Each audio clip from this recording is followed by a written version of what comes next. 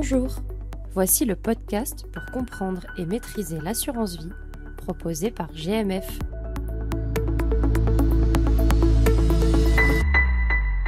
Bonjour à tous et bienvenue pour un nouvel épisode de notre podcast consacré à l'épargne et à l'investissement. Aujourd'hui, nous allons nous intéresser à un sujet d'actualité, à savoir la reprise des taux obligataires. Après avoir connu une année 2022 un peu compliquée, le marché obligataire semble reprendre des couleurs. Nous tenterons de savoir si ce retour gagnant du marché obligataire a des incidences sur le produit préféré des Français, la fameuse assurance vie. Pour en apprendre plus sur cette thématique, je suis accompagné de Michael Joussaume. Bonjour Michael. Bonjour. Je précise pour ceux qui nous écoutent que vous êtes responsable du pôle expertise marché financier au sein de la direction assurance vie. Sans plus attendre, attaquons notre sujet avec cette première question. Afin que tout le monde comprenne de quoi on parle, pouvez-vous, Michael, nous dire en préambule ce qu'est une obligation ? Alors rapidement, c'est un emprunt effectué par un État ou une entreprise privée, une organisation, emprunt réalisé sur une durée déterminée pour un taux convenu à l'avance. Prenons l'exemple d'une obligation émise actuellement par l'État français pour une durée de 10 ans avec un taux de 2,9%. En pratique, cette obligation va être émise pour une valeur de 100 €, par exemple, et va payer tous les ans un coupon, c'est aussi un intérêt, de 2,9% et elle sera remboursée à l'échéance avec une valeur de 100, donc en 2033. Pour rebondir sur ce que vous venez de nous expliquer, est-ce qu'il existe différents types d'obligations ? Oui, il en existe tout plein, mais sur le principe, le taux d'une obligation va globalement dépendre de sa durée, mais aussi de la solidité de celui qui emprunte. Plus la durée est longue et l'émetteur peu solide, plus le taux d'intérêt est élevé. Et globalement, comment sont valorisées les obligations ? Alors, la valeur d'une obligation évolue schématiquement en fonction de 3 critères principaux. Tout d'abord, la durée qui reste à courir pour cette obligation jusqu'à la date de son remboursement. Plus la durée est lointaine, plus il y a une incertitude et plus l'évolution peut être importante. L'évolution également de la solidité de l'émetteur, c'est celui qui emprunte, donc c'est important de le regarder. Et puis enfin, le contexte économique et financier avec, par exemple, la remontée ou la baisse des taux d'intérêt par les banques centrales notamment.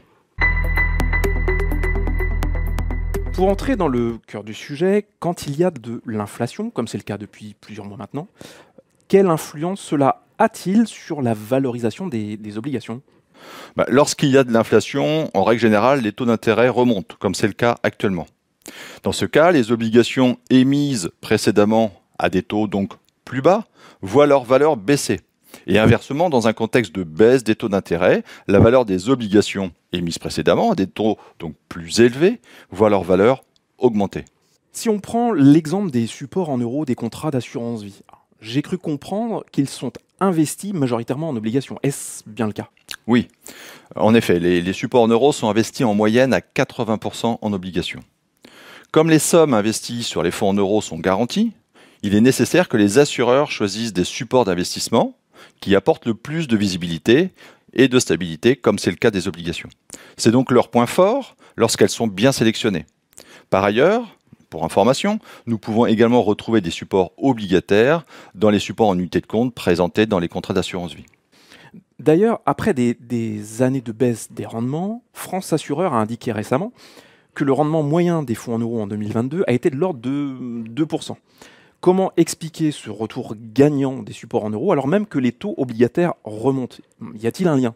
Oui, le lien est d'ailleurs assez direct, puisque les assureurs ont pu de nouveau acheter des obligations à des taux plus élevés. Nous avions pas mal communiqué dans les années précédentes avec des taux d'intérêt obligataires qui étaient aux alentours de 0. Et bien là, on voit qu'effectivement, ils ont beaucoup remonté et les assureurs en ont donc fait profiter leurs assurés au travers de la revalorisation annuelle de leurs supports en euros. Alors si je vous suis, si on se projette dans les années à venir, on devrait donc en toute logique voir les rendements des fonds en euros continuer leur progression. Alors oui, si les taux obligataires se stabilisent au niveau actuel et a fortiori s'ils augmentent. Le rendement du portefeuille obligataire des assureurs va donc s'améliorer progressivement, ce qui sera favorable effectivement au taux. Mais pour cela, les assureurs vont devoir collecter de nouveaux fonds auprès des épargnants. Maintenant, il faut bien avoir conscience que le portefeuille obligataire des assureurs est constitué de nombreuses obligations, plus ou moins anciennes, avec des taux assez différents. Les assureurs vont conserver ces obligations jusqu'à leur échéance. C'est d'ailleurs bien cela qui leur a permis, dans le temps, de délivrer des rendements bien supérieurs au rendement des nouvelles obligations que nous avons vues durant ces dernières années. Dernier point, il faut aussi préciser que les supports en euros, majoritairement investis en obligations, sont également investis dans de l'immobilier et dans des actions. L'évolution du rendement des supports en euros va donc dépendre également de l'évolution de ces deux marchés complémentaires. Qu'en est-il des SICAV ou FCP très exposés à ces obligations ? Alors le fonctionnement est assez différent de ce que nous venons de dire sur le fonds en euros, ne serait-ce qu'en raison de la valorisation quotidienne des fonds. C'est un sujet en tant que tel, on ne va pas l'aborder ici, on peut bien entendu y revenir à l'occasion d'un autre podcast. Je note l'idée pour une prochaine fois. Pour conclure notre entretien, les supports obligataires, bon ou mauvais moyen pour placer son épargne ? C'est la bonne question. Comme beaucoup de placements, c'est plus une question de dosage et d'équilibre. En assurance vie, les épargnants sont souvent indirectement détenteurs d'obligations, puisque nous l'avons vu, les obligations sont très présentes dans les supports en euros et que ces mêmes supports en euros représentent encore la majeure partie des encours de l'assurance vie. Dans ce cas particulier, l'actuelle remontée des taux d'intérêt est très favorable aux épargnants. En revanche, pour les détenteurs de SICAV ou de FCP très exposés aux obligations, il faut être vigilant. Mais dans ce cas-là, je conseille tout de même de se rapprocher de son conseiller pour regarder la situation personnelle de chacun. Comme souvent en matière d'épargne et d'investissement, tout est donc question de mesure. Exactement. C'est la fin de notre podcast. Merci Mickaël pour toutes ces explications. Merci à vous. Quant à moi, je vous donne rendez-vous prochainement pour un nouvel épisode de notre podcast. À bientôt.